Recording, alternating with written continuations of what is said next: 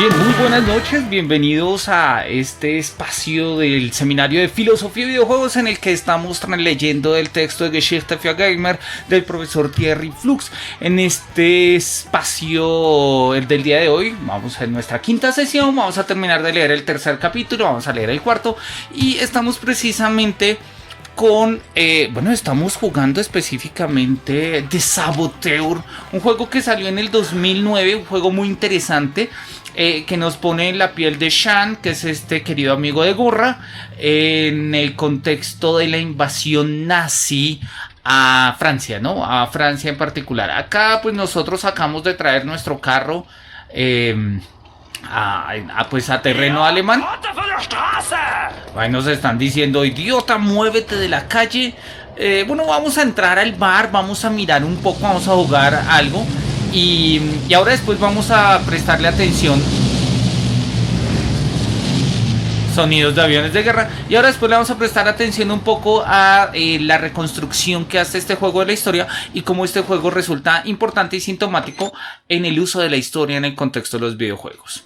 Entonces vamos a mirar.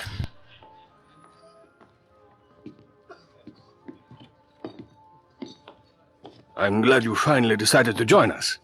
We took the scenic route. You run into any trouble? Just the usual groupies, looking for autographs. A toast to Team Morini and Our Lady Aurora. To Signor Morini, for taking a big chance on a dodgy bloke like me. Another round for me mates. Easy, Sean. You'll need a clear head tomorrow. Dirker flew in this morning from Berlin. Kurt Dirker? I thought he was retired. Speak of the devil.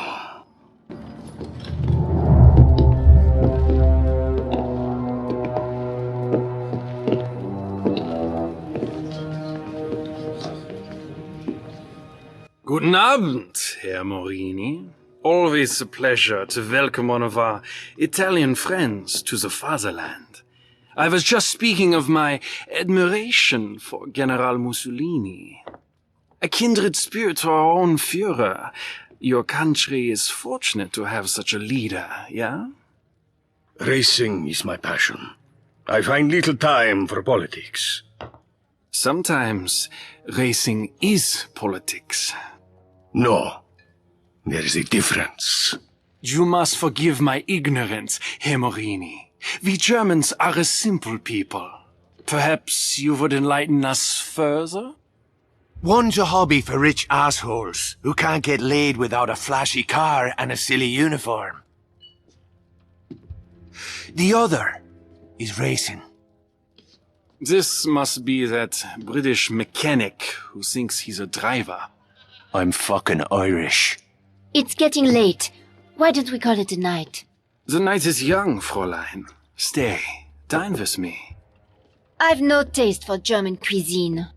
Not yet, perhaps. But soon, the women of your country will learn to savor the taste of a purebred German bratwurst. Bastard! Boss, get my crazy sister out of here before she gets us out of gear. I am not going anywhere. Enough! I'm taking her upstairs. Salute that, you fucking knob jockey.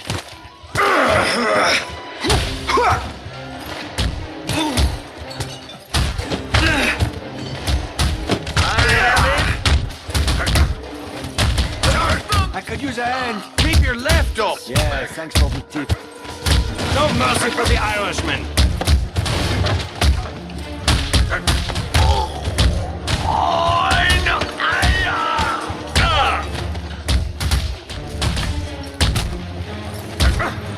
Dadlock. John, the barman's talking to the police. I'll take care of Veronique. You boys, get out of here. Jules, time to get scarce. Right behind you.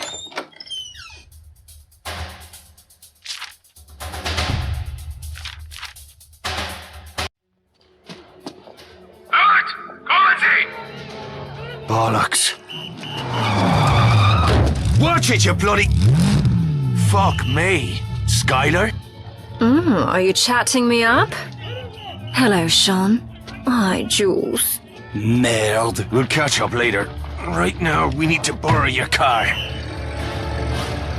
Well, so much for awkward small talk. Drive the fucking car! Hold on to your arses.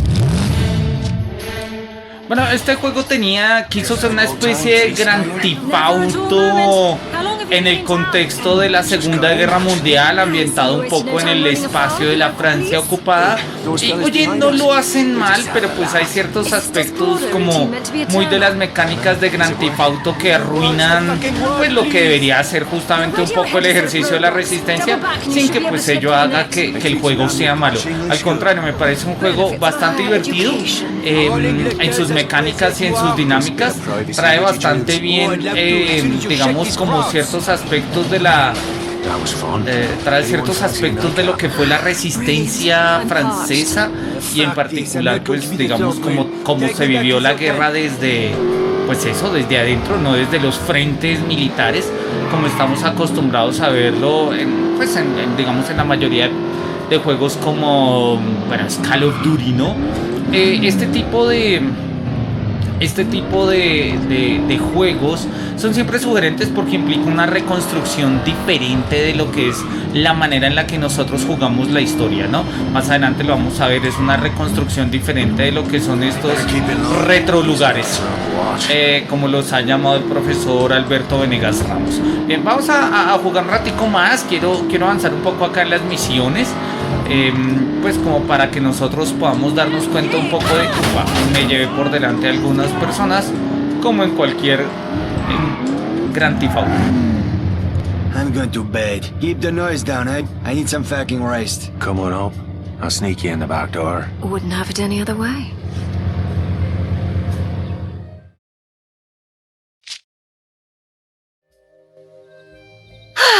Nothing like a brisk evening drive to quicken the blood. Except perhaps a single malt McGarren, aged 30 years. Must be Christmas. Lucky for Jules and me, you came sliding down the chimney when you did. Christmas, is it? Oh, I'm afraid I've been a bad girl. Aye, I'm certain of it. Whatever happened after that weekend in Monaco? You never rang me up. You never gave me your number? Oh, that's hardly an excuse. You're not still pining for Jules's little sister, are you? She's a bit of a bore, don't you think? I don't think I'm her type. So, you in town for the race? What can I say? I have a weakness for men in fast cars. I've been all over Europe following the circuit. Mum and Dad are mortified, of course. Beats working for a living. I wouldn't know. What's this for? Shaving your legs? A girl should always carry protection.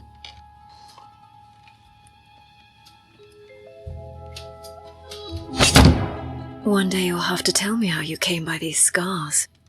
We've done enough talking for one night.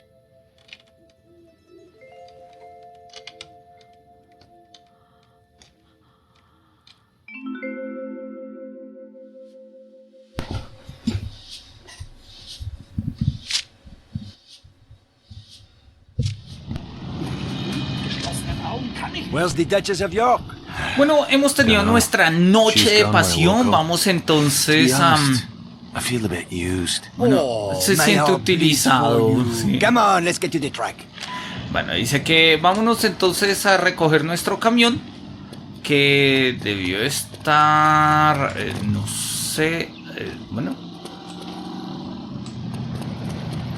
no sé en dónde está... creo que lo que debemos hacer es montarnos en uno de los carros e ir por el camión, que está bastante lejos. El juego nos presenta entonces, como lo estábamos mostrando, una reconstrucción de lo que va a ser los países europeos ocupados por el ejército de los nazis, en particular Francia, pero pues digamos que en este caso, en este preciso momento, se supone que estamos en la frontera con Alemania. Claramente pues Francia comparte una frontera amplia con Alemania y nosotros estamos pues acá en terreno alemán, ¿sí?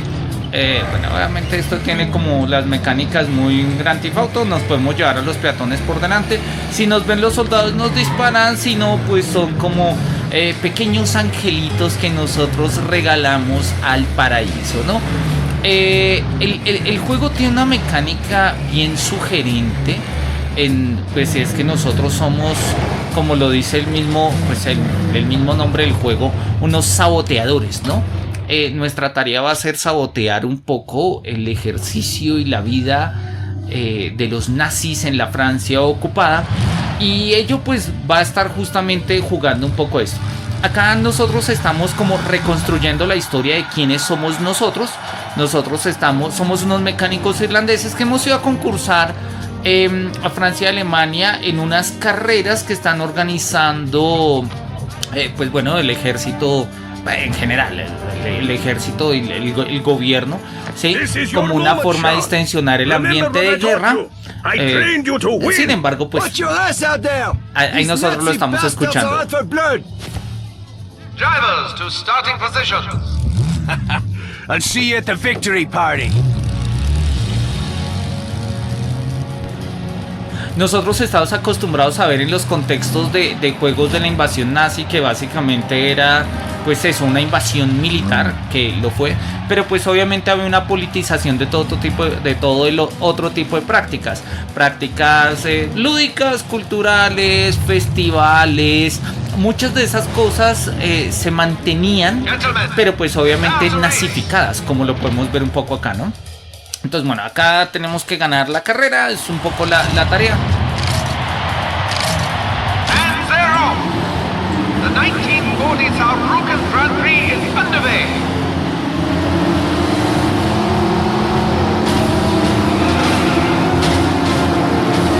Sean Devlin's moved into 10th place. A surprising achievement from this mechanic turned driver.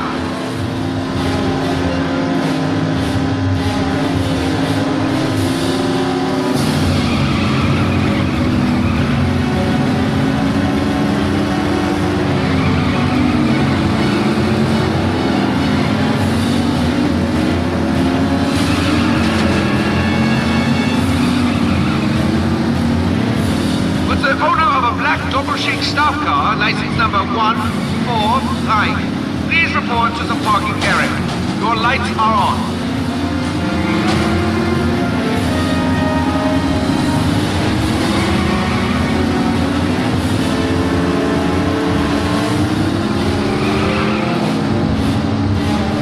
Sean Devlin is now only 5 cars behind the leader. It seems Kurt Dierker may have a new challenger to contend with.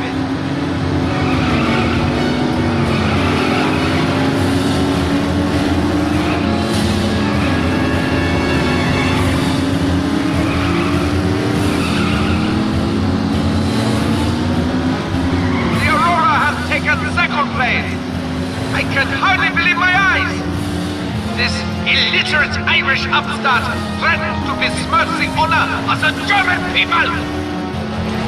Here they come! The patriotic heroes of the Luftwaffe, flying for the glory of the fatherland!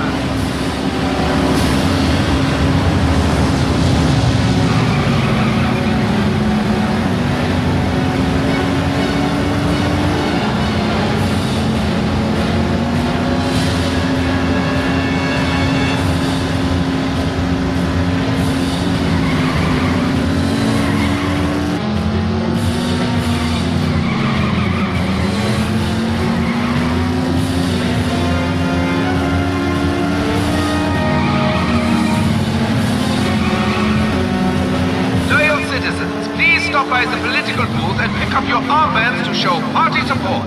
Participation is mandatory.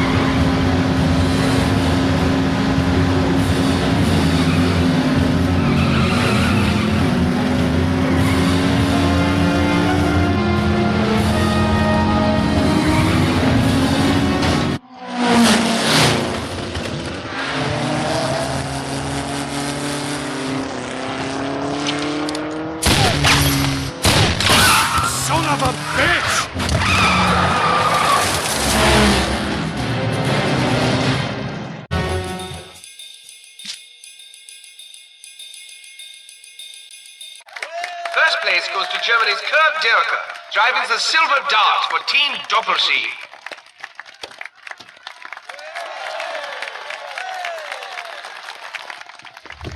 No, Sean. I forbid Did it. you not see what that bastard did? The race was mine, Vittori. Don't go looking for trouble. It finds us all soon enough. It's time we went home.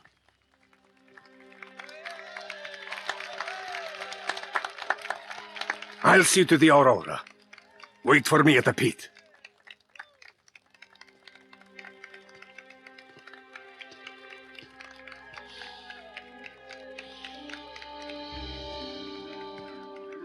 What's that? That is where the silver dart will be on display after tomorrow's ceremony. What ceremony? In honor of Dirker's victory, the latest triumph of the Aryan race. Oh, bollocks. It'd be a damn shame if something were to happen to Dirker's car before the big shindig. You mean some kind of freak accident? Oh, that would be terrible. Aye, tragic. Who's up for a little Sunday drive? I'm game. Where are you two going? Vittori told you to wait here. We won't be long. Jules, don't be a fool. If you want to get yourself killed, I can't stop you. But leave my family out of it. Jules is his own man. If I may chime in. It's not polite to eavesdrop. Didn't they teach you that in boarding school? Quite the opposite, actually. Perhaps you were too busy screwing your teachers to notice. Please, we can't all die virgins. Brother, let's go, Jules. You're making a mistake, Sean. When did you become the voice of prudence? Dirker isn't who you think he is. Oh, he's not a motherless arse-faced knob jockey. He's dangerous, Sean. Let it go. Thanks for the tip. We'll see you girls later.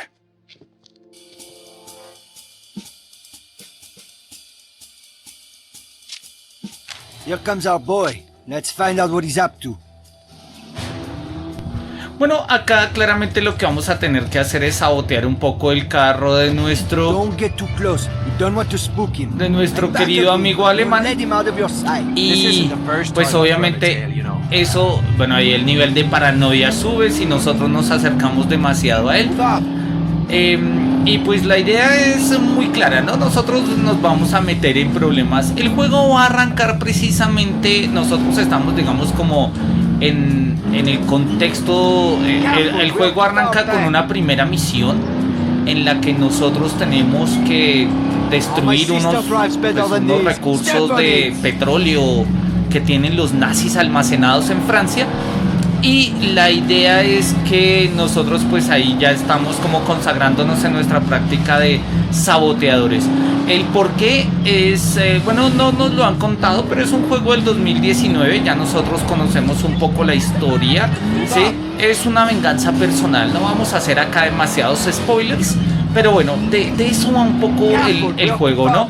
Entonces nosotros nos damos cuenta que si bien pues esto no es una ciudad exactamente alemana, que uno diga, oye, pues es tal ciudad, pero uno la puede considerar, uno dice, oye, si hay varias ciudades alemanas que tienen como esta forma, se parecen un poco en su arquitectura. Uno podría pensar en pequeñas ciudades como Aachen, en pequeñas ciudades como Osnabrück. Claro, Osnabrück no queda en la frontera con Francia, Aachen sí queda más cerca de la frontera con Francia y demás. Y bueno, claramente no son ciudades reales, pero su reconstrucción histórica nos sirve para contar esta historia. Y pues precisamente para que el juego tenga una cierta profundidad y los personajes sean comprensibles, verosímiles y demás. Porque un personaje vengativo por sí mismo quizás pueda no ser tan comprensible, pero un personaje vengativo que es nazi automáticamente resulta comprensible, precisamente por los imaginarios que nosotros tenemos de los nazis, que bueno, no son únicamente imaginarios, son pues digamos cosas que se vieron y que quedaron testimoniadas claramente en su época, ¿no? Acá nosotros, bueno, vamos a mirar si logramos, vamos a jugar un momentico, unos 4 o 5 minuticos más antes de pasar a la revisión del libro, porque me interesa Where the fuck are you going? Stay out of sight. Me interesa avanzar un poquito acá en la historia para mostrar un par de cositas. Give me a boost. Bueno, tengo que ayudar a nuestro hermano a pasar porque no pudo pasar.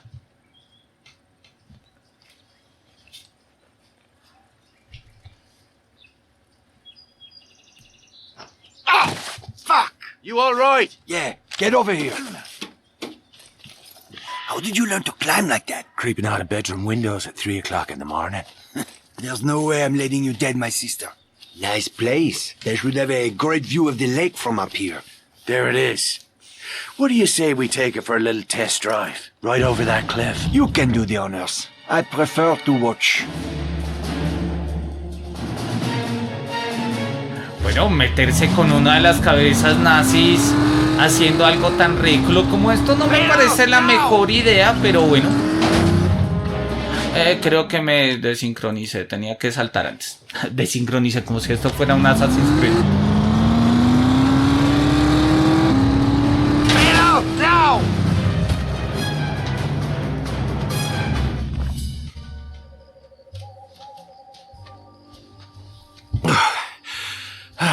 Looks like I need to work on my parallel parking. Maybe we should leave a note, eh? Dear Wanker, sorry about the bang-up. Send the bill to me arse. Oh, give me right arm to see the look on that tosser's face. That can be arranged, Herr Devlin. Shite.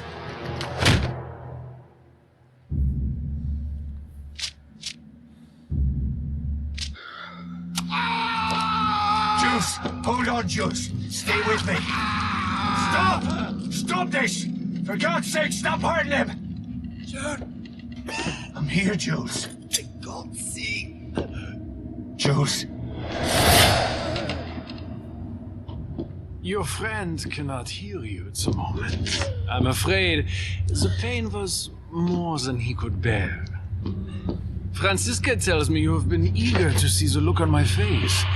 I hope you are not disappointed. What the fuck is going on here? Do you believe I spend every waking minute behind the wheel of a race car? I have other, more practical talents with which to serve the Reich. My services are in great demand of late. Why are you doing this? I'm a patriot. You're a fucking animal. We are all animals beneath the skin. My godfather taught me that. He was a butcher, did you know? He taught me that the flesh holds no secrets once the skin has been removed. I had a long talk with your friend. He sang like a bird, but he could not tell me what I most want to know. And what is that? Bishop is not half as clever as he thinks he is. He imagines that we are all blind to his childish schemes. Typical British arrogance. Who the fuck is Bishop? Maybe you should be talking to him. Do not insult my intelligence. We know that you are a British agent. We know that you were sent here to conduct surveillance on this facility. What? You think I'm working for the damn Brits? You must be out of your bloody head. Enough.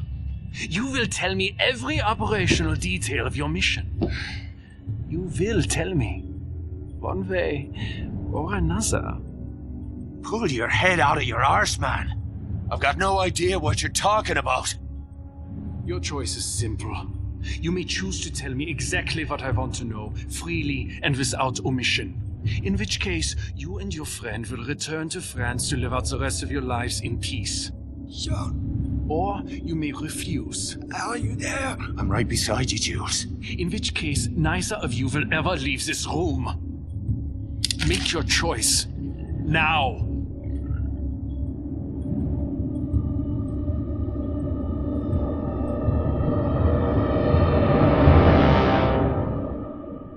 Go fuck yourself!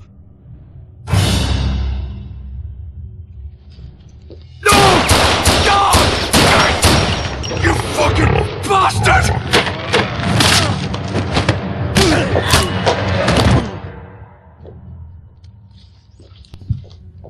as a prisoner.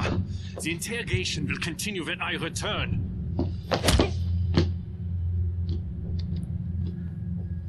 Es interesante este cambio de color y lo vamos a ver más adelante precisamente en el análisis que hace el profesor Thierry Fuchs. En el momento en el que todo se pone gris y nada más quedan los colores rojos visibles, bueno, dorados y algunos azules quizás, ¿sí? La idea de un blanco-negro es justamente la idea de la pérdida de esperanza, el contexto en el que los nazis están tomando el poder. Uno, oye, pues acaban de matar al hermano. Y lo único que tenemos es eso, ¿sí? Blanco, negro, rojo. Los colores de la bandera nazi, de la sangre misma, ¿no? de la brutalidad de lo que aconteció con el nacionalsocialismo. Bueno, terminamos esto, terminado la cinemateca, saltamos al libro. Vamos a dejarlo acá un momento. Y vamos a repasar un par de cosas interesantes que tenemos acá pendientes en el texto, ¿no? Bien, vamos a dejar nuestro texto ahí, sí, me parece. Y vamos a mirar un poco el texto. La vez pasada habíamos terminado el capítulo 3, nos habían quedado faltando las conclusiones, vamos a leerlas muy rápido. Hoy vamos a ver este capítulo 3, el final del capítulo 3, que era como la parte más profunda del libro, como nosotros lo habíamos visto desde su comienzo, ¿no?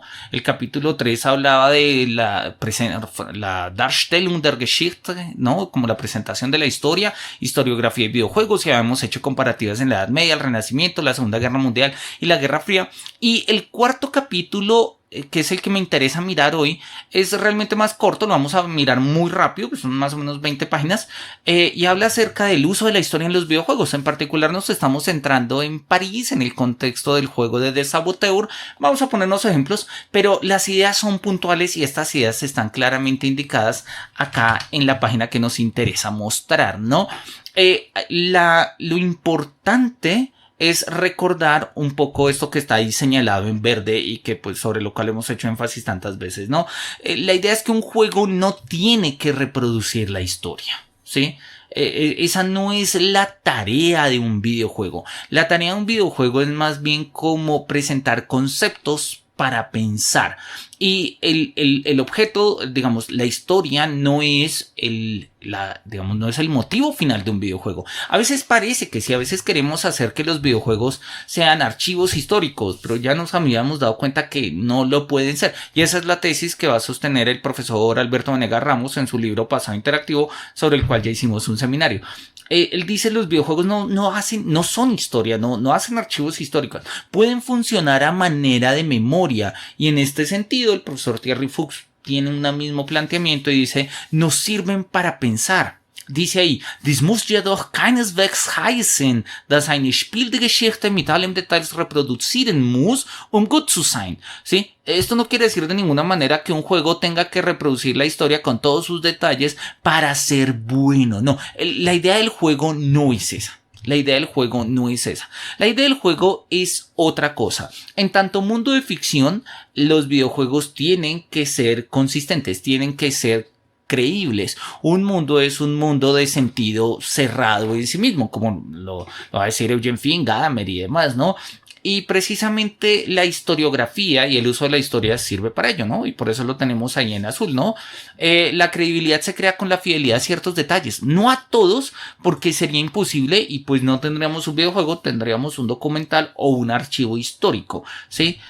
Los detalles historiográficos hacen que el juego permanezca creíble, treu bleibt, ¿no? Que permanezca fiel, que permanezca de una u otra forma aceptable en nuestras exigencias.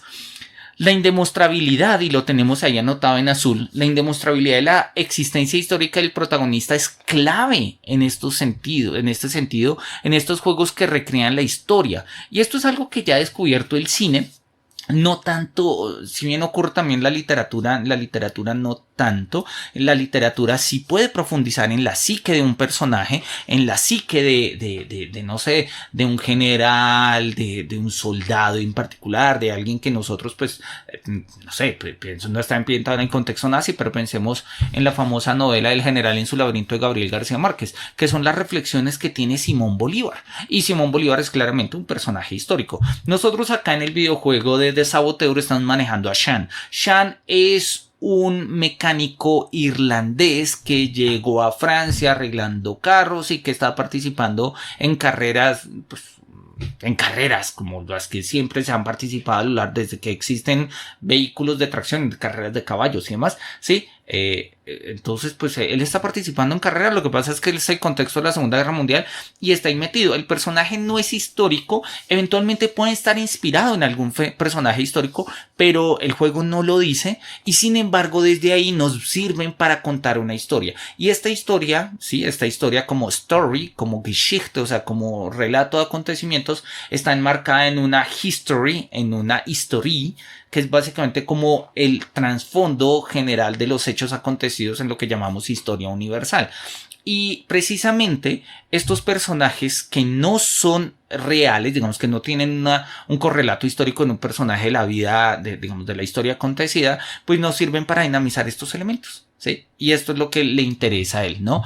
Dies erlaubt der Designer einen sehr großen Freiraum, ihre Historie zu entfalten, ohne jedoch in Konflikt mit der Geschichtsschreibung zu kommen. Esto le permite a los diseñadores un gran espacio de libertad para desplegar la historia, sin que ello implique un conflicto con la descripción de la historia o de la historiografía, ¿sí? Y esto es algo clave. Esto es algo clave. Y por tanto, sí, como lo habíamos dicho en la página anterior, esto es que está azul y lo vamos a leer. Damit ein Spiel, dessen Handlung auf der Darstellung von Geschichte basiert, glaubwürdig erscheint, muss es sich nicht zu 100% an die Geschichtsdarstellung der Fachliteratur halten. Es decir, con esto un juego cuyo tratamiento de la presentación de la historia, o cuyo trama se basa en la presentación de la historia, permanece creíble, ¿sí? Sin necesidad de tener que presentar el 100% de la historia como lo hace la literatura especializada, ¿sí? Porque el objeto de los videojuegos respecto a la historia no es reproducir la historia, sino presentar un concepto. Eso ya lo habíamos dicho creo que al final del segundo capítulo, y valdría la pena volverlo a recordar porque es una de las tesis principales. Acá está, ¿sí? So kann man sagen, dass Videospiele nicht die Intention haben, die Realität darzustellen, sondern nur ein Konzept dergleichen. Podríamos decirlo de esta manera, que los videojuegos no tienen la intención de presentar la realidad, sino más bien de presentar un concepto. Esa es la idea. Los videojuegos nos sirven para pensar, nos brindan conceptos. No son archivos historiográficos. No podemos decir que la invasión de la ocupación que llevaron a cabo los nazis en Francia es como lo presenta el videojuego. No, es un videojuego. Ni siquiera es como se ven las películas, como en Infamous Bastard, ¿no? Como en Malditos Bastardos, creo que se tradujo. No, pese a que obviamente lo presentan. Esta presentación no es de una realidad histórica, acontecida, documental. Esos son los archivos históricos que hacen los historiadores, donde tenemos nuestra mayor cercanía a lo que realmente aconteció desde la perspectiva de la reconstrucción que se haga. No, los videojuegos tratan de mostrar un concepto. Y en ese sentido pues se parece o corresponde a un ejercicio profundamente filosófico, y eso es lo que me llama profundamente la atención. Entonces, ¿en qué sentido y bajo qué perspectiva se utiliza la historia? Warum Geschichte genutzt wird? ¿Por qué es utilizada la historia? ¿Por qué se usa la historia en los videojuegos? Y la respuesta del profesor Dirk Flux, que es bastante genérica, todavía no va a ser muy profunda, más adelante la va a describir en el capítulo 4, pero dice: Geschichte wird so zum Kaufgrund der Konsumenten, da es manchmal ein Nischenprodukt ist. La historia resulta ser, ¿sí?, un producto de consumo que se utiliza en términos, o sea, sobre la base de unas ventas en un nicho especializado. Nischenprodukt, un producto de nicho, ¿sí? Los videojuegos históricos son un producto de nicho, ¿sí? y pues se utiliza la historia porque pues vende. Sí, yo creo que no solamente porque venda, pero hay algo por lo cual hace que venda. Y es uno, él ya lo había dicho, por la credibilidad que tienen los juegos históricos. De una u otra forma, nosotros sabemos los hechos acontecidos porque hemos estudiado historia en el colegio, porque hemos leído libros, porque hemos visto novelas, porque hemos visto películas, porque de una u otra forma todo este entramado de referencias nos va construyendo una imagen y los videojuegos nos ayudan, ¿sí? Como piezas faltantes a terminar de armar el rompecabezas de una imagen histórica que nosotros vamos teniendo pues en el orden de nuestras representaciones. Y sí, en este sentido pues funciona y sobre ello se vende, pero creo que hay unos matices más importantes y son los que vamos a ver un poquito más adelante, ¿no? Él va a terminar de ponernos acá el ejemplo de Metal Gear Solid, el ejemplo de Assassin's Creed, ¿sí? Y lo que nos interesa es de una u otra forma esta pregunta que queda acá en amarillo, ¿sí? Ob der Spieler jedoch immer die Geschichtsanspielung versteht oder die historische Figuren kennt, bleibt eine Frage, die in dieser Studie nicht beantwortet werden kann. Él se pregunta, mira, al final de cuentas, estos usos de la historia, como los que vimos en la Edad Media, en el Renacimiento, en la Guerra Fría, en la Segunda Guerra Mundial, etc., hace que el jugador entienda como Geschichtsanspielungen, como este reflejo de la historia en el videojuego. O sea, jugar videojuegos con trasfondo histórico hace que nosotros como jugadores comprendamos más la historia. Y él dice, oye, es una pregunta difícil y la vamos a dejar acá por fuera del estudio porque pues habría que hacer un estudio de ello.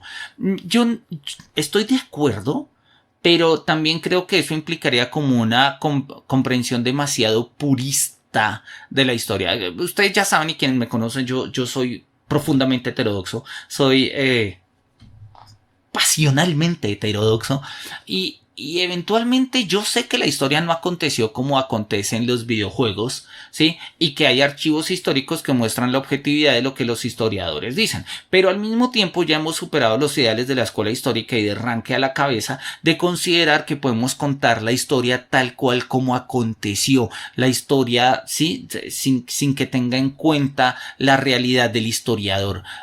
Toda narración histórica, toda reconstrucción histórica tiene una perspectiva desde la cual se reconstruye, tiene una dimensión subjetiva en su ejercicio interpretativo.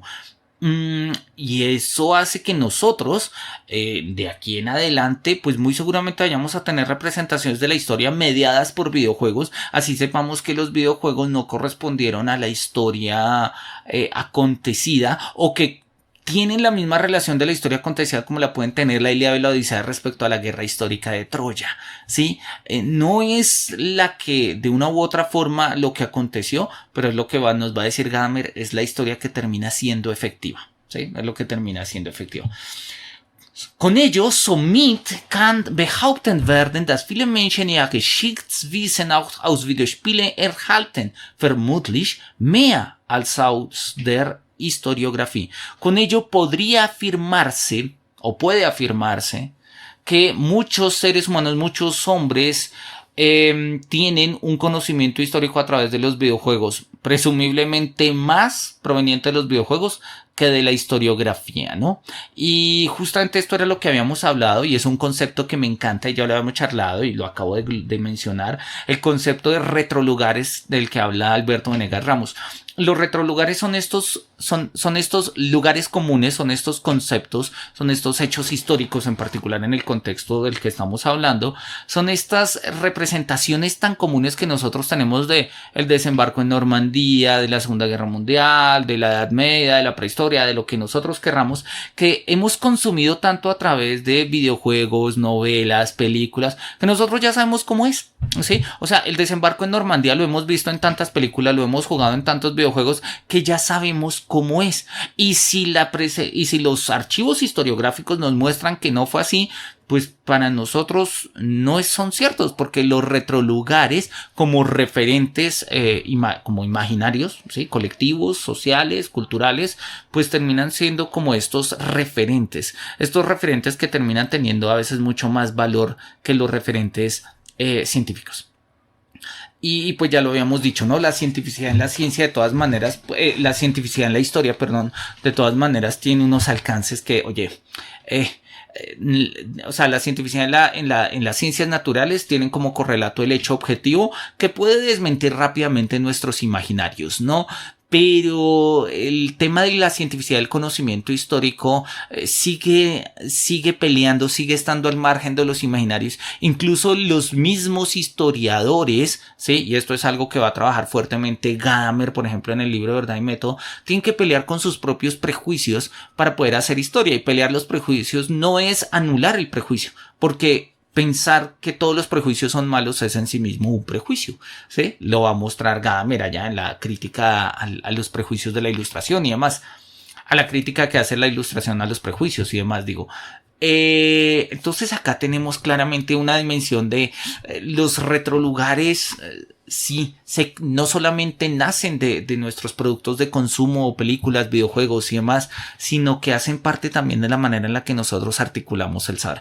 Sobre esta noción recomiendo revisar el texto de Alberto Venegas Ramos, el de Pasado Interactivo, tiene un capitulito dedicado al tema. Y pues en particular él tiene varios textos donde desarrolla esa idea. Bien, vamos a mirar el capítulo 4. El capítulo 4 es fácil, es corto, es rápido. No queremos, digamos, como empantanarnos aquí. Vamos a mirar un par de referentes muy, muy lúcidos que presenta el profesor Thierry Fuchs. Y pues vamos a ilustrar con algunos escenarios del juego que estamos trayendo a colación de Saboteur. Él dice, mira, el capítulo 4 se llama Geschichtsnutzung in Videospielen, es decir, usos de la historia en los videojuegos. Y él dice, mira, el capítulo anterior sí ha mostrado distintas presentaciones de la historia en los videojuegos. El capítulo 4, ¿sí?, se ocupa de otras formas de utilizar la historia. Y vamos a encontrar en principio 3. Una primera forma es utilizar la historia para contar futuros alternativos, por lo general distópicos, y eso es algo que vale la pena mirar, ¿no? Entonces él dice, utilizamos la historia para poder contar historias postapocalípticas. Eso es uno de los usos. Y sí, es cierto, este es uno de los usos. Ejemplos, Fallout 3, Metal Gear Solid. Recordemos que el libro es del 2012. Entonces hay juegos que hoy en día nosotros pondríamos, pero que no están, como The Last of Us, por ejemplo, o Days Gone. Pero bueno, estos nos sirven, ¿no? El primer uso, ¿no? Hacemos un uso de la historia para contar futuros distópicos o para contar futuros que por lo general van a ser distópicos dada nuestra sensibilidad, ¿no? Una segunda forma de utilizar la historia, ¿sí?, es, digamos, como él lo va a decir acá, la presentación de los entornos que hay respecto a ciertos hechos históricos, ¿no? Él lo dice, eine weitere Art der Geschichtsnutzung, die in diesem Kapitel diskutiert wird, wäre die Darstellung von historischen Umgebungen, ¿no? Umgebung es como el es alrededor y Gebung es lo que hay, o sea, lo que se da, ¿no? Entonces como el alrededor de lo dado, ¿no? Realmente es como el entorno, ¿sí? Entonces él dice, el primer uso, repito, es el uso del futuro. El segundo es como más bien una reconstrucción de los entornos, ¿sí? Ejemplos como Assassin's Creed, que nos reconstruyen, en este caso a él le va a interesar Assassin's Creed Brotherhood, donde nos va a mostrar una Roma pues muy particular, muy específica. L.A. Noire, que nos va a mostrar Los Ángeles de los años 50, y de Saboteur, que nos va a mostrar pues la París de la Segunda Guerra Mundial, ¿sí? Y también podríamos hablar de Birds of Steel, que es un juego aéreo, realmente le dedica 2 párrafos, entonces, pero lo cita, ¿no? Que también nos sirve un poco para ponerlo ahí. Y él dice un tercer uso de la historia, que este va a terminar siendo trabajado más en el 5º capítulo que acá, pero él queda anunciado, y le llama la atención, es justamente utilizar la historia para crear humor. Para crear humor, como es una especie de chistes inteligentes, de humor inteligente, de videojuegos que apelan a un conocimiento culto para pues justamente desarrollar o desplegar su sentido, ¿no? Él dice, ein weiteres Augenmerk wird in diesem Kapitel auf die Nutzung von Geschichte in Zusammenhang mit Humor geworfen. Viele Spiele benutzen historische Ereignisse oder Figuren, Pointen zu konstruieren und somit eine Seite des Spielen zum Lachen zu bringen. Lachen es reírse, ¿no? Lachen zu bringen es como llevar a la risa, traernos, o sea, como darnos algo para reír. Y él dice, sí, hay muchos juegos que traen unos contextos históricos básicamente como para que nosotros nos divirtamos, para que nosotros nos riamos, para que nosotros, pues pensemos en clave de humor la historia. En este capítulo nos vamos a dedicar particularmente a los dos primeros aspectos, ¿sí? Como ya lo habíamos mencionado, 4.1 y 4.2, como lo vamos a ver acá, ¿sí? Que es el Schaffung einer Alternative Zukunft, como la reconstrucción de futuros alternativos y la construcción de ciudades. Y el tema del humor pues nos va a quedar pendiente y lo vamos a mirar un poco en el capítulo 5, acá cuando nos dice Der Spieler als lachende Dritte, o sea, el jugador como un tercero que ríe, ¿sí? Eso lo vamos a mirar más adelante, ¿listo? Entonces vamos a dedicarnos rápidamente a los dos aspectos, ¿sí? La reconstrucción que hacemos de las ciudades en términos de un futuro alternativo y la reconstrucción que nosotros, hacemos de la historia pensando en un futuro alternativo y la reconstrucción que hacemos nosotros de las ciudades como espacio de la historia. Vamos entonces a mirar acá rápidamente el ejemplo. Fallout 3, y él dice, oye, mira, vale la pena que nosotros veamos el inicio, ¿no? Que empieza justamente con un intro bien sugerente. Vamos a poner nosotros acá el intro, denme un segundito. Todavía no soy experto manejando acá el tema de las escenas en el OBS, pero esto debería funcionar así. Listo, y acá, listo, no, acá, listo, ahora sí. Vamos a mirar el intro del juego.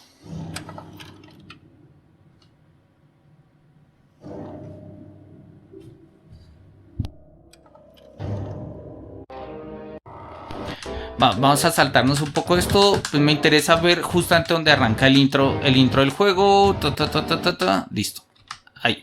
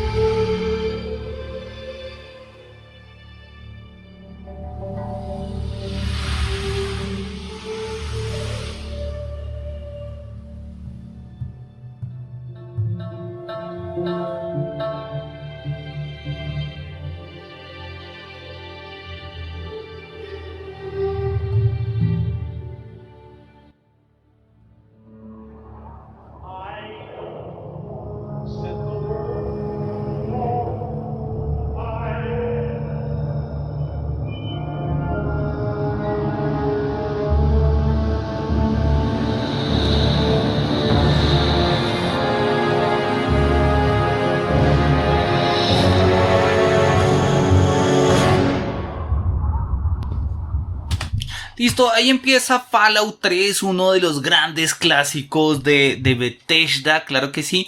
Y bueno, nosotros pues podríamos reconstruir ahí muchas cosas, pero vamos a seguirlo rápidamente. Él dice, mira, el juego empieza justamente con una presentación, ¿no? El protagonista se encuentra en Washington, D.C., ¿sí? Lo primero que nosotros vemos al iniciar el juego es una radio antigua que se enciende con la canción I don't want to set the world on fire, o sea, no quiero incendiar el mundo, no quiero poner el mundo a arder, ¿sí? Y que data de 1941. Sí, sobre la radio suena esta canción, entonces nosotros podríamos pensar que estamos como en la mitad de los años 20, 40, sí, del siglo 20, perdón, en la mitad, sí, por allá en los 40, la cámara hace un zoom out, sí, y nosotros podemos ver algunas botellas, algunos juegos de niños o juguetes, Kinderspielzeug, sí. Y claramente pues nosotros como que vamos a partir de estos elementos vamos reconociendo en qué época estamos, ¿no? Sin embargo, cuando nosotros nos damos cuenta, ¿sí? Que estamos en un bus partido en dos, ¿sí? Y vemos al fondo las ruinas de Washington y posteriormente vemos a un soldado, nos damos cuenta que estamos en un futuro distópico, ¿sí? Pero todos estos elementos historiográficos sirven precisamente para reconstruir este futuro, ¿sí? Entonces dice, im Hintergrund wird das zerfallene Washington Monument sichtbar und es wird klar, dass der Bus in der Ruinen von Washington D.C. steht. En el fondo, sí, se puede ver muy claramente, sí, un monumento a Washington destruido, que el bus está en las ruinas de Washington D.C., ¿no? Y la radio entonces suena la canción I don't want to set the world on fire, sí, mientras que aparece un soldado con su armadura y pues estos elementos claramente prefiguran lo que va a pasar. Dieses Introduktionsvideo spielt bereits mit einigen Elementen der Geschichte, eben jene Postapocalypse-Welt zu erschaffen. Dice, este video introductorio juega ya con algunos elementos de la historia para producir un mundo postapocalíptico, ¿sí? Nos muestra una canción de los 40, un radio, una bailarina de estas hawaianas, tales, algunos juguetes, videos y botellas. Es un bus. Si uno se pusiera muy técnico dice, ok, puede describir la época, pero fácilmente uno dice esto es muy siglo XX, no es siglo XIX, no es siglo XVIII, muy siglo XX.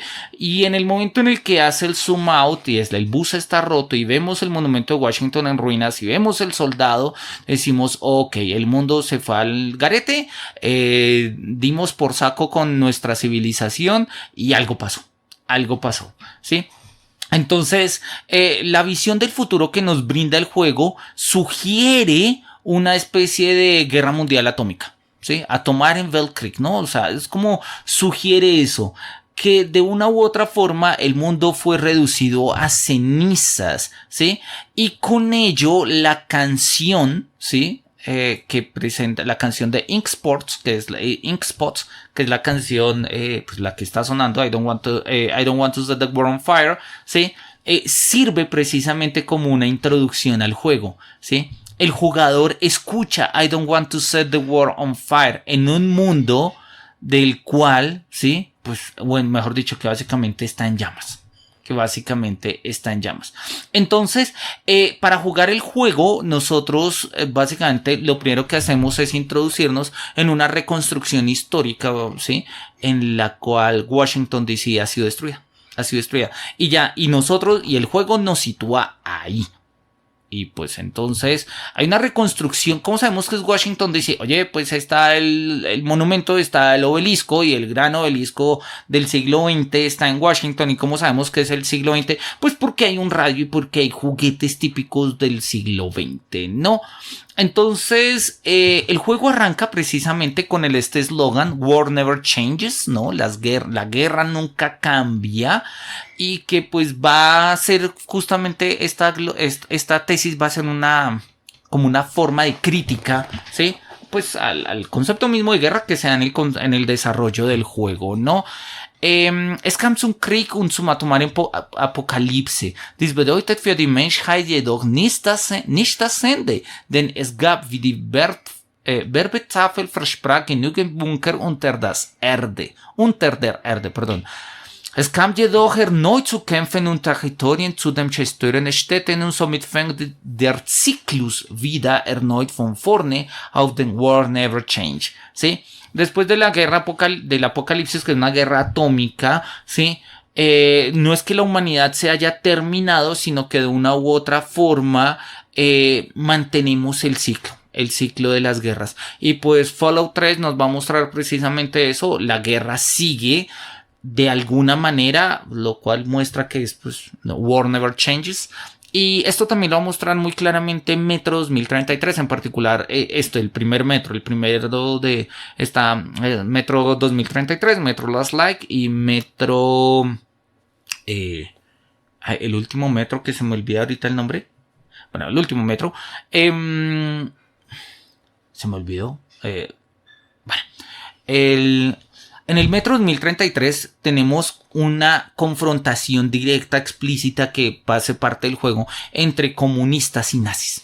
Tal cual, así, comunistas y nazis. Está peleando der Vierte Reich, el Cuarto Reich, contra un remanente comunista. Y uno dice, oye, pero esa no era la guerra de mediados del siglo XX. ¿Por qué estamos en mediados del siglo XXI, o sea, 2033, repitiendo la guerra de hace 100 años?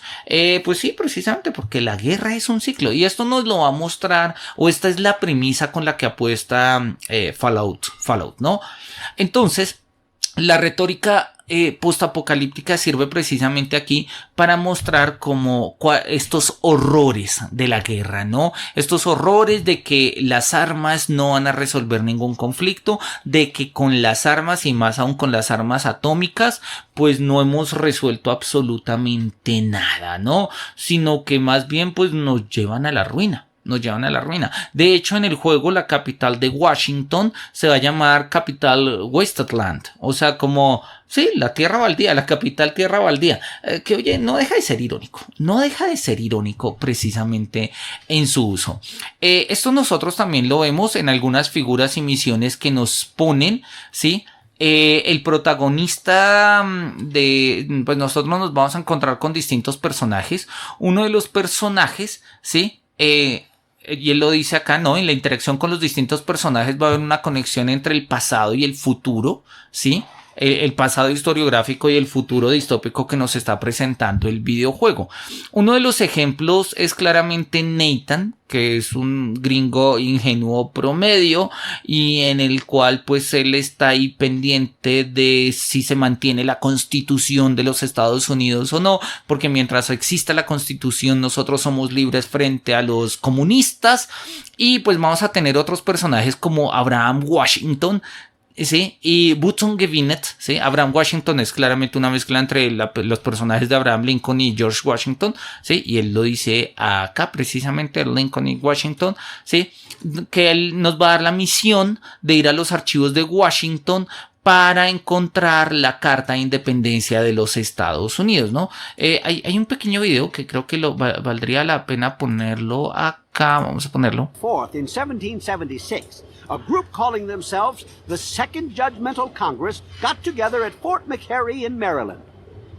After a ceremony which ended with Paul Revere singing the famous battle hymn known as the National Anthem, the document was signed. From there, it was sent to England by plane, presumably, and presented to King George himself. Thus began the Evolutionary War.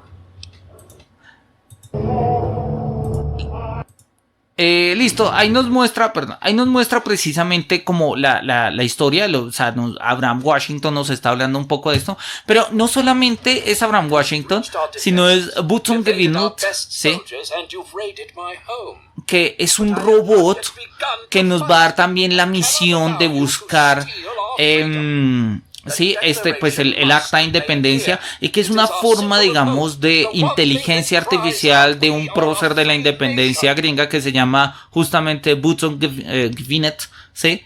Y nos va a mostrar, pues, digamos, va a ser una encarnación de este personaje en un futuro distópico.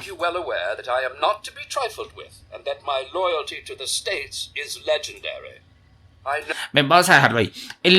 Claramente, y él lo menciona ahí, ¿no? Él lo menciona ahí. Dice, der Roboter mit der Persönlichkeitsstörung denkt, es sei seine Aufgabe, das historische Dokument gegen die Roten, also die Kommunisten, zu beschützen. El robot, con estos trastornos de personalidad, piensa que es su tarea, ¿sí?, proteger el histórico documento contra los rojos, es decir, contra los comunistas, ¿no?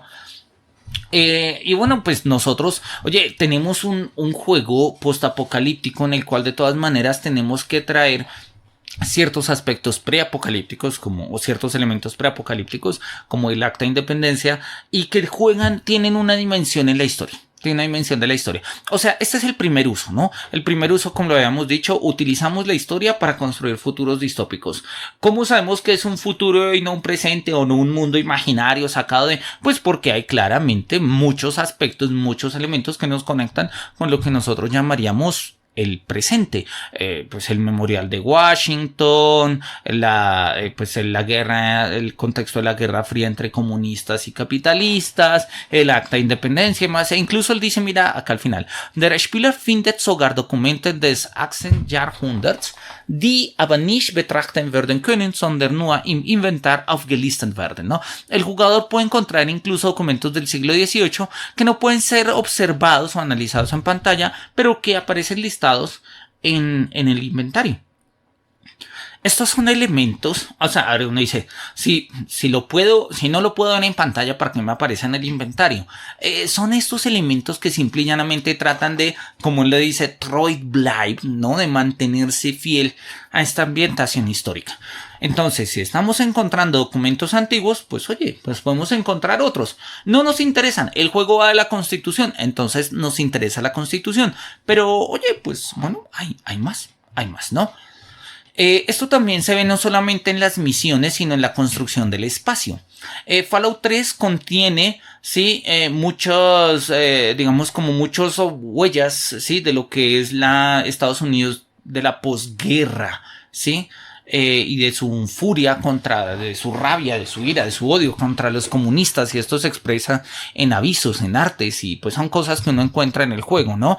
Pero claramente nosotros podemos verlo también en cierto tipo de construcciones, como el monumento a Washington, en el memorial de Lincoln, ¿sí?, que el juego trata con cierta turbia ironía, porque pues hay un emplazamiento esclavista en el memorial a Lincoln, ¿no? Y oye, pues es que eso es un elemento clave, y yo creo que eso nos lo ha enseñado The Walking Dead y básicamente todos los relatos y todas las series postapocalípticas. En el momento en el que muere el mundo moderno con el apocalipsis, ¿sí?, es como regresamos al estado de naturaleza, ¿sí?, porque ya no hay un pacto social. Y pues eso es guerra de todos contra todos. Y en la guerra de todos contra todos, pues la esclavitud es una de las formas, ¿sí?, de construir una sociedad. Y es clave, y eso de una u otra forma es una reflexión que constantemente nos hacemos en películas, videojuegos y demás, y que valdría la pena hacerlo también en el horizonte político y sociológico, creo yo. Y es que si no tuviésemos el dominio de la ley, pues volveríamos a nuestras peores facetas de la esclavitud y pues digamos de disponer de la vida de los demás. Hace poco salió una película, no me la he visto, sí, creo que se llama La Purga o algo así, donde básicamente es la idea que durante 12 horas, como de 6 de la tarde a 6 de la mañana, pues cualquier crimen es permitido y ni la policía, ni las ambulancias, ni nada lo van a atender. O sea, como una noche promedio en Latinoamérica. Decían los chistes por ahí. Y bueno, sí, pero algo de eso pasa, algo de eso apunta a todo esto. El futuro postapocalíptico implica la muerte del proyecto moderno, no necesariamente la civilización, pero sí el proyecto moderno. Y el proyecto moderno está basado claramente en la división de poderes desde Montesquieu, en el concepto de contrato social, de pacto social. Y pues si eso desaparece, pues terminamos con formas demasiado primitivas como eso, la esclavitud, nuevamente como ciertos feudalismos y demás, ¿no? En la ciudad que nosotros jugamos podemos encontrar incluso un museo de historia, ¿sí? Descubrir un poco ello, incluso encontraremos la figura de un mamut y de un dinosaurio, de un esqueleto de un dinosaurio, sí, todo eso está ahí. Todo eso hasta ahí. Y él nos va a decir, mira, en resumidas cuentas, la historia se utiliza para hacer creíble el mundo del juego. Para hacer creíble el mundo del juego. Hier werden, vamos a leerlo amarillo. Hier werden historische Elemente wie eben Lincoln und der Zweite Weltkrieg mit pseudohistorischen Begebenheiten verbunden. So Geschichte genutzt, eben diese Zukunft logisch und glaubwürdig erscheinen zu lassen. Aquí van a mezclarse elementos históricos con elementos pseudohistóricos y de esta manera la historia es utilizada para que este futuro, ¿sí?, aparezca creíble y lógico. O sea, en la lógica del juego, obvio. ¿Sí? En la lógica del juego. Y por eso él nos lo va a decir. Mira, Fallout 3 benutzt Geschichte als Baustein der Erzählung. Fallout 3 utiliza la historia como la piedra angular del relato.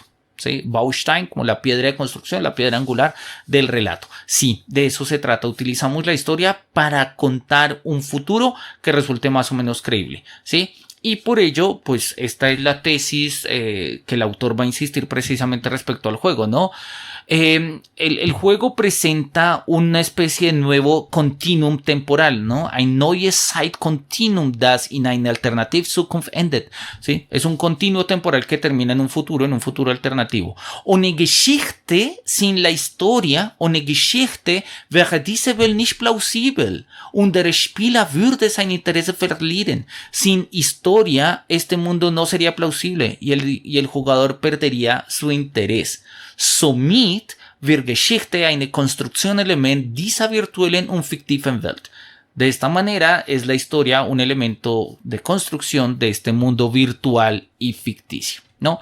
Pasa un poco lo mismo con Metal Gear Solid, como ya lo hemos explicado en la sesión anterior, me lo voy a pasar muy rápido, en cuestión de 2 minutos, pero él va a decir lo mismo. Mira, la historia va a servir para generar credibilidad en la reconstrucción de un futuro alternativo. Esa es la tarea de la historia también en Metal Gear Solid, ¿no?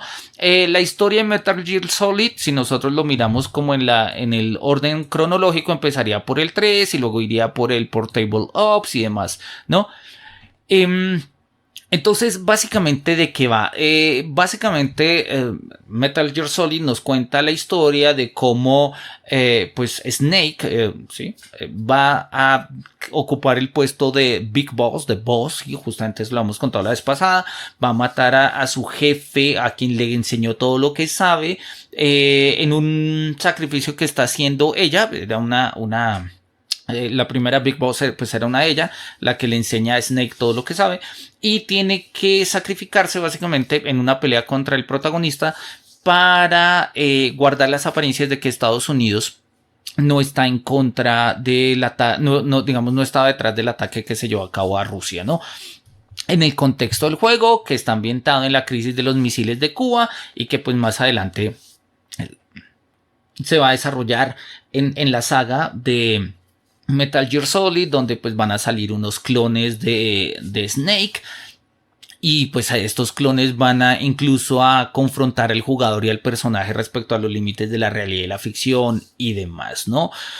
Como lo dijimos y lo habíamos dicho, y esto aplica también para Metal Gear Solid, el futuro postapocalíptico necesita tan solo el pasado para que podamos identificar el futuro. O sea, sobre este pasado construimos un futuro, jugamos en el futuro y el pasado simplemente es la base del relato, ¿sí? Entonces, en este sentido, mantenemos como la misma premisa.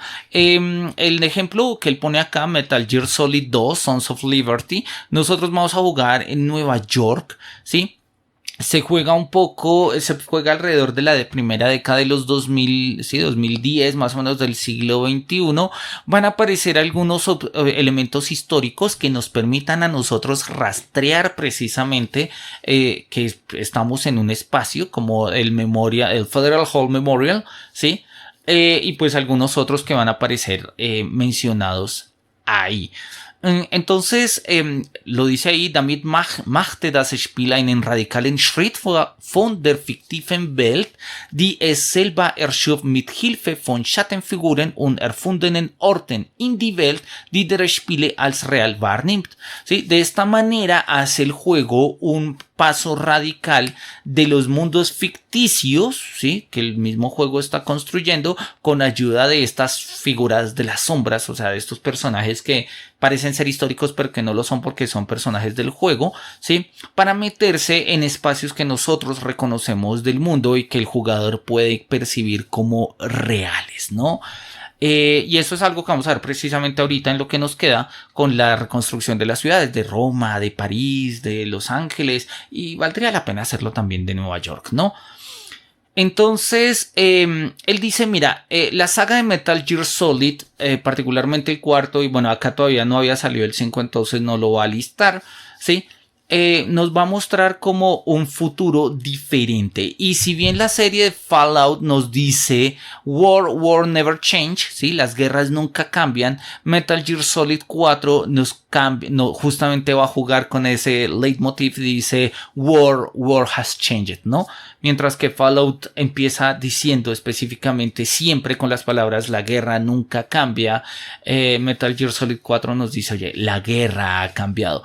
Ahora, si la guerra ha cambiado es porque algo en la historia tiene que haber cambiado, ¿sí? Y precisamente lo que ha cambiado, y eso es el desarrollo de la saga de Metal Gear Solid, ¿sí? Es que la guerra tiene una dimensión un poco más económica, ¿sí? Ya no son soldados que luchan por la nacionalidad de países, más bien, y eso es un poco lo que nos cuenta ahí, y lo que nos cuenta el juego en Metal Gear Solid 4, algo así un poco a lo Cyberpunk, o incluso un poco a lo Bioshock, ¿sí? Donde son individuos que se meten implantes, nanoimplantes, mejoras pues para sus habilidades biológicas naturales propias de sus cuerpos, y a través de ello pues venden sus servicios a mercenarios que combaten unos contra otros por intereses profundamente económicos, no políticos, ¿sí? Ya no es la guerra que nosotros habíamos visto siempre, la guerra política, la guerra del rey, la guerra de la nación, la guerra de la identidad. Es una guerra un poco más cyberpunk, ¿no? Precisamente en este sentido, como es pequeños espacios y escenarios tribales dentro de urbes profundamente desarrolladas. Volvemos entonces a la pregunta.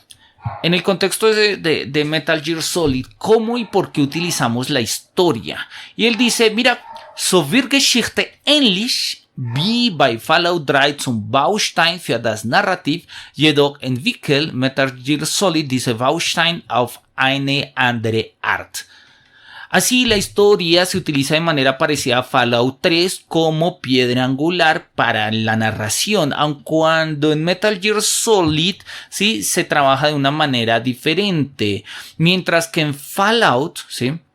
Es el jugador una especie de arqueólogo, como lo vamos a mirar un poco más adelante, y lo hemos visto también en el libro de Archeogaming, ¿sí? En Metal Gear Solid, sí, más bien es el jugador el que se está escondiendo respecto a la historia acontecida. Una cosa es la historia que se cuenta y otra es la que realmente está aconteciendo, ¿sí? Que es la que nosotros pues tenemos que llevar a cabo en estos escenarios de conspiración, de gente que se esconde y demás, ¿no?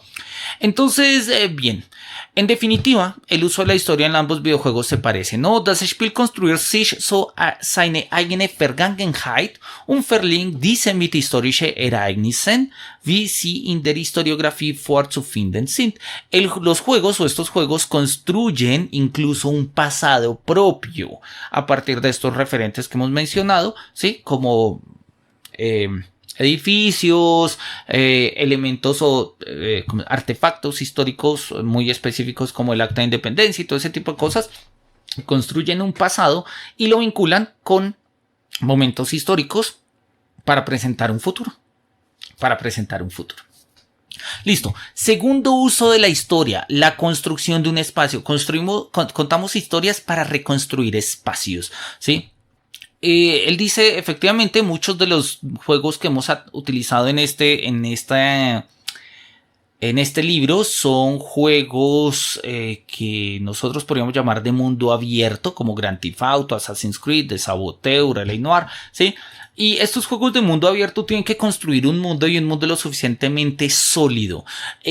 Construir un mundo lo suficientemente sólido es más fácil si nosotros tenemos algo de historiografía a la base que si no lo tenemos. Y esto nos lo va a mostrar, grandes juegos como los que vamos a mostrar acá.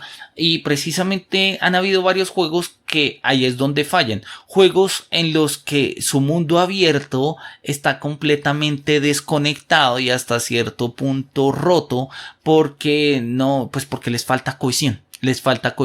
En este sentido, la historia es una especie de pegante narrativo, ¿sí? De pegante, narrativo, comunicativo, inmersivo, si nosotros lo queremos. Bien, el ejemplo de Roma es bonito. Y lo quiero mirar rápidamente, además porque es en el único momento donde, van a haber dos momentos donde el libro nos va a presentar imágenes y acá es una de ellas. La Roma virtual que se ha presentado en Assassin's Creed 2 es bastante grande, es más grande es 3 veces la Florencia que nos presentó en Assassin's Creed 2, ¿sí? La Roma que nos presentan va a tener todos los edificios y todo, el Panteón, el Coliseo y demás, y sí, ahí está. Cuando tengan tiempo, démosle una jugada a Assassin's Creed Brotherhood. La reconstrucción de Roma es bien interesante, ¿sí? Nos muestra una ciudad bajo el poder de los Borgia, llevada, corrupta y demás, que sufre, y la tarea de los asesinos es pues justamente liberarnos del poder del influjo de los Borgia, ¿no? Liberar a Roma y a Maquiavelo y a todos los que aparecen ahí, ¿no? El equipo estudió durante mucho tiempo la ciudad de Roma para mirarlo, y acá tenemos como una comparativa. No es muy amable, pero bueno, ahí está, ¿sí? La primera es un mapa del juego. Y el segundo es un mapa turístico que a uno le dan cuando uno va a Roma.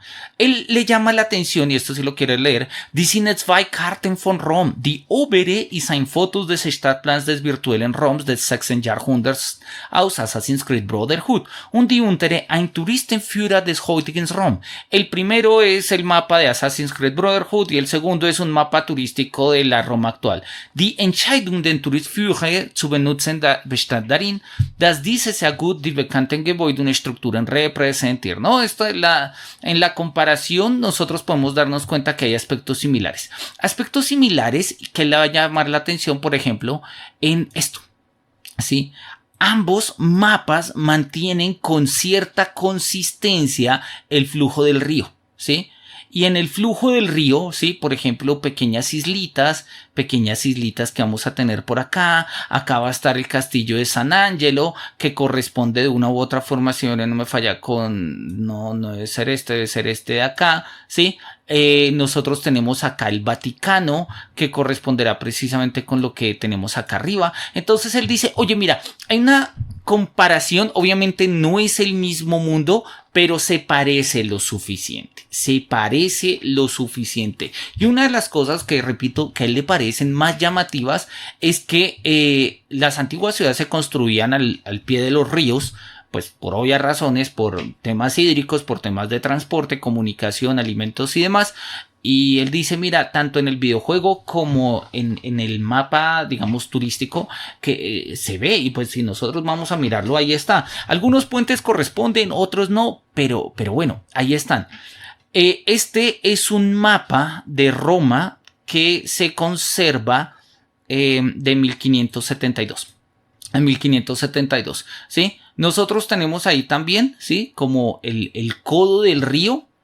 Y es lo que le va a llamar la atención junto pues con el otro codo y el castillo de San Angelo, que por acá no lo veo. Y él dice, mira, claramente el mundo virtual de Roma que aparece en Assassin's Creed Brotherhood es mucho más pequeño que la presentación que hace Franz Hogenberg en su mapa de 1572. Ahora, pues resulta un tanto obvio, ¿no? Pues un mapa...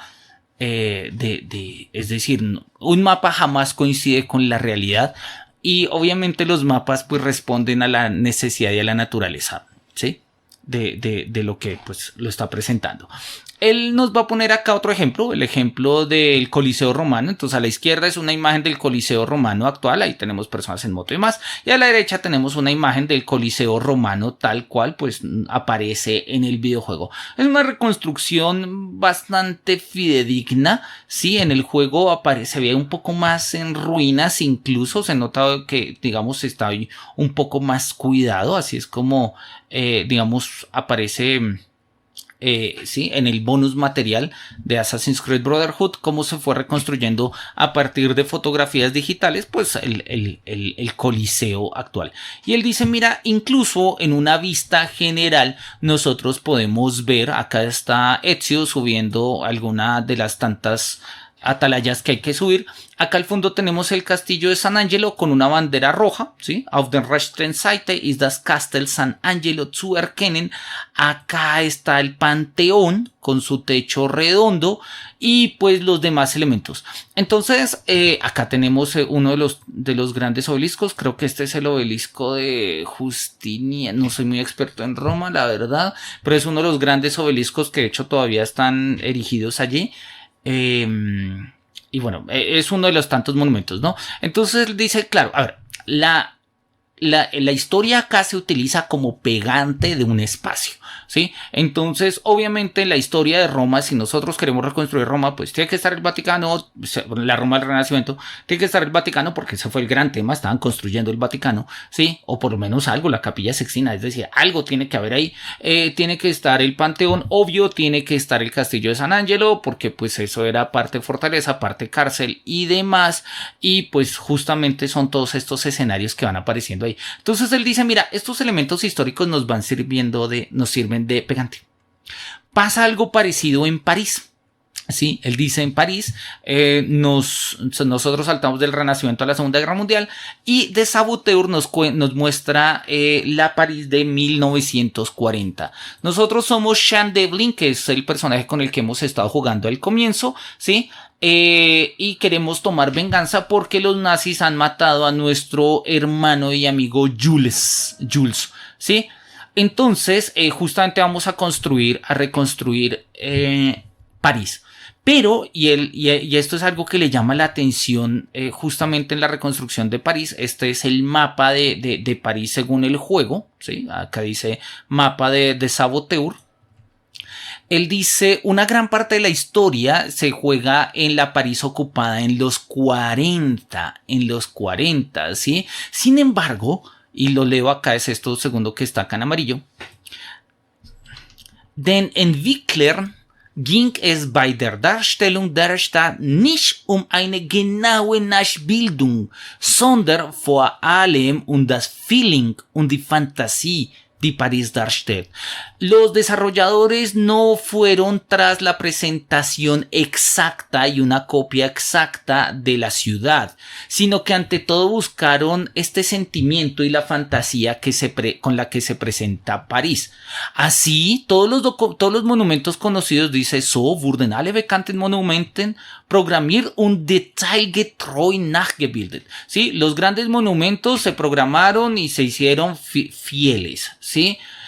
Para luego ponerlo sobre un mapa. Pero pues obviamente si nosotros lo miramos, pues el alrededor de los grandes monumentos de la Torre Eiffel, del Museo del Louvre y demás, pues no corresponden con lo que hay. Pero lo importante es mantener un poco esta sensación y fantasía que hay al margen, digamos que está acompañando precisamente la ciudad de París.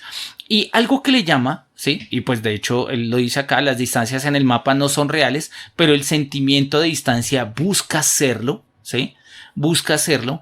Y justamente una de las formas de tratar esto es con el tema de los colores, ¿no? Que me parece una estrategia maravillosa, ¿no? Dieses Gefühl der Unterdrückung und der Hoffnungslosigkeit darzustellen, wurden alle Gebiete des Spiels, die unter Nazi-Herrschaft stehen, in schwarz-weiß dargestellt. Para presentar este sentimiento de presión y de desesperanza, ¿sí? En el juego, todos los espacios del juego que estaban bajo el dominio nazi fueron presentados en colores blanco y negro, Schwarz und Weiß. Die einzige Farbe, el único color, die in diesem Räumen zu erkennen ist rot. ¿Sí? El único color que puede reconocerse en estos espacios es el rojo. Y él dice, oye, parecería algo parecido a lo que se ve en las películas de Sin City y de la lista de Schindler. Sí, pero acá podemos ir un poco más allá en el juego. Dice, bueno, y las películas también, ¿no? Lo que pasa es que pues estamos hablando del juego, ¿sí? Y en este caso, ¿sí? Es la idea de, en el momento en el que nosotros desnazificamos o llevamos a cabo un atentado, pues va a haber un sabotaje, así se llama el juego, de saboteur, ¿no? En el momento en el que nosotros saboteamos los planes de los nazis, en la parte de la ciudad que nosotros hemos saboteado vuelve a tener color. Bajo el dominio nazi todo es gris y el único color que hay es el rojo de sus banderas, el rojo de la sangre. Pero en un mundo desnazificado es un mundo colorido, bunt, ¿no? Como se dice en alemán, lleno de color, lleno de vida, ¿sí? Entonces, es bedeutet vielmehr, y es lo que está en verde, es bedeutet vielmehr, dass mit der Farbe der Wille der Resistenz wieder zurück ist. Bueno, es una interpretación, pero oye, me gusta. Sí, esto significa mucho más que el simple color. Se trata del restablecimiento de la voluntad de la resistencia, ¿sí? Ok. Bueno, es lo que nos dice un poco. Y nos dice, acá la historia no sirve simplemente para reconstruir una ciudad, sino para reconstruir una emoción. La emoción de la pérdida de esperanza en una sociedad, en un estado que fue completamente controlado por el nacionalsocialismo, ¿sí? Que fue reprimido, perseguido y demás. Y entonces, pues, el juego nos permite reconstruir esa, no solamente, repito, una ciudad, sino una emoción, que es lo que tenemos ahí. Bien, respecto a Los Ángeles, él no dice mucho, así que vamos a leerlo también bastante rápido. En la construcción de Los Ángeles aparece en L.A. Noire. L.A. Noire es un juego donde nosotros encarnamos al detective Cole Phelps.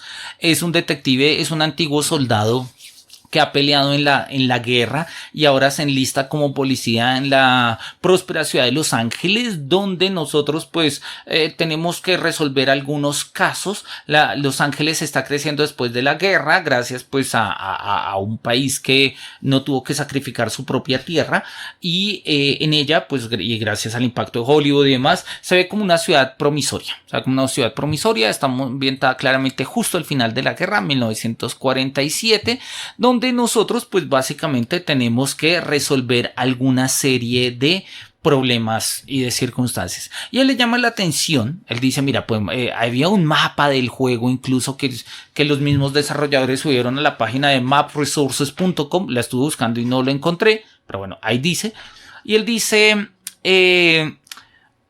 si nosotros miramos este mapa de Los Ángeles con el que nos muestra el videojuego, vamos a encontrar más de 2780 similitudes. O sea, con lo que históricamente hubo y con lo que el juego nos presenta. Es un mapa muy bien reconstruido, que trata de mostrarnos, ¿sí?, cómo era la vida justamente en el contexto de la posguerra en Los Ángeles. Unos Ángeles que pues no se parecen mucho a lo que hoy en día son Los Ángeles, pero que de una u otra forma sirven como escenario de trasfondo y como conservación de una reconstrucción virtual de una ciudad que pues claramente ha cambiado. Funciona justamente, sí, acá lo hice, la presentación de die Darstellung des Virtuellen en Los Ángeles ist natürlich keine 100% genaue Rekonstruktion. Jedoch standen den Blicke mehr Quellen zur Verfügung als bei Spielen wie Assassin's Creed. La presentación de Los Ángeles virtuales naturalmente no es 100% real, una reconstrucción real, pero tiene muchas más fuentes que, por ejemplo, las que nos ha presentado Assassin's Creed, ¿no? Y él dice, mira, hay juegos como Birds of Steel que nos presentan perspectivas aéreas, Lufthansa, como hoy en día lo hace Microsoft Flight Simulator, ¿sí? Y pues de esta manera nosotros podemos tener como una vista de lo que son los escenarios desde arriba, ¿no? Y él le llama la atención lo siguiente.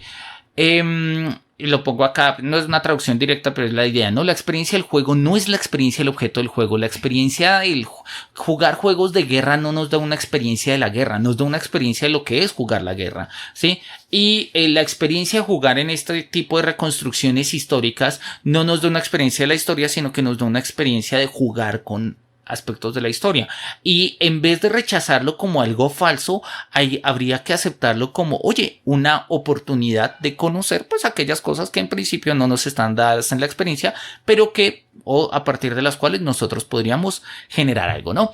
Bien, ahí termina el capítulo 4 y viene el capítulo 5, que se lo vamos a ver dentro de 8 días. Y ya nos quedan pues básicamente como un par de sesiones, ¿no? Ya estamos en la página 87, el libro tiene 115, o sea, nos faltan básicamente 30. Si todo sale bien lo podríamos terminar en la próxima sesión. Por ahí había una pregunta que nos había hecho Quiero tu PN, dice, ¿qué tan lejano es el neerlandés del alemán? ¿Crees que el holocausto haya tenido un efecto en que no haya tantos filósofos judíos en Alemania como los hay en Países Bajos? Sí, a ver, no estoy muy al tanto del árbol lingüístico del holandés, pero sí, el holandés se parece mucho al alemán. De hecho, cuando tuve la oportunidad de estar en Holanda, no podía hablar holandés, porque pues, claramente es otro idioma, pero podía leerlo, no todo, no sé, un 40, 50% a veces. Se parece un poco como se podría parecer el español al portugués. ¿Sí? Seguramente deben tener una rama común, desconozco cuál es, porque sé que el holandés viene del flamenco y pues de las raíces flamencas que también se hablan en Bélgica y demás, mientras que el alemán tiene otras raíces, pero oye, pues compartiendo tantos escenarios, muy seguramente pues tienen mucho influjo común, ¿no? Y la segunda claramente, ¿no? O sea, pues obviamente con toda la persecución nazi, muchos de los filósofos judíos que hubo en Alemania huyeron de Alemania, ¿sí? Algunos que llegaron a Holanda, otros fueron a España, ¿sí? Benjamin murió pasando la frontera, se suicidó pasando la frontera de Francia a España, por ejemplo. La gran mayoría huyó a Estados Unidos, ¿no? Hannah Arendt, Adorno, etcétera, ¿sí? Terminaron por allá. Algunos volvieron a Alemania. Pocos realmente, muchos se quedaron en otros espacios, pues porque el proceso de desnazificación fue bastante fuerte. Entonces, claro, el holocausto tuvo un efecto muy grande en el hecho de que no haya filósofos judíos en Alemania como los hubo, ¿sí? O como los hay en Países Bajos, ¿no? Pensemos, por ejemplo, el archivo Husser fue llevado a Bélgica, a Lovaina, precisamente, pues con el ascenso del nacionalsocialismo.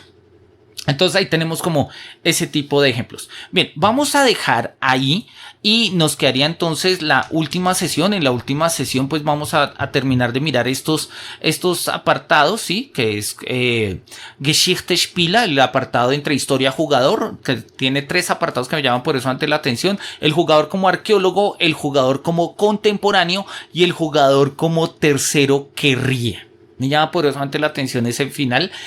Vamos a mirarlo con calma. El capítulo 6 es una conclusión. Fazit en alemán significa conclusión. Hoy hemos revisado básicamente 20 y punta de páginas. Yo creo que podemos hacer más o menos lo propio en la próxima sesión. Y si eso es así, pues podríamos terminarla. Si nos queda pendiente una, pues la hacemos. Pero yo creo que si todo sale bien, estaríamos terminando la próxima sesión. Bien, y entonces pues no me resta... ¿cuál sería el siguiente tema cuando se acaba la sección? Bueno, pues lo que acabamos de decir, ¿no? El siguiente tema es esta idea entre historia y jugador, ¿no? Que tiene estos 3 capítulos, el jugador como arqueólogo, como contemporáneo y como tercero que ríe. Y luego miramos las conclusiones son 4 paginitas, ¿no? El siguiente seminario todavía lo estoy pensando, pero muy seguramente va a ser sobre un libro que se llama Marx Juega. Es un libro que salió el año pasado, o antepasado creo, de un filósofo español. Oye, es bastante ligero, no es tan académico, no es tan profundo, es más bien un poco... él es un autor jugando con filósofos que juegan videojuegos. Me ha parecido interesante, lo conseguí en Navidad, lo leí, me gustó, me entretuvo y creo que vale la pena hacerlo como para cambiar un poco nuestras perspectivas. Listo, vamos entonces a terminar como... pues a terminar, vamos a darle acá un poco a la última misión del videojuego. Y no me resta sino agradecerles por su atención y paciencia. Nos vemos dentro de 8 días, a esta misma hora, en este mismo espacio. Y pues bueno, que los cielos nos miren con su beneplácito y hasta pronto.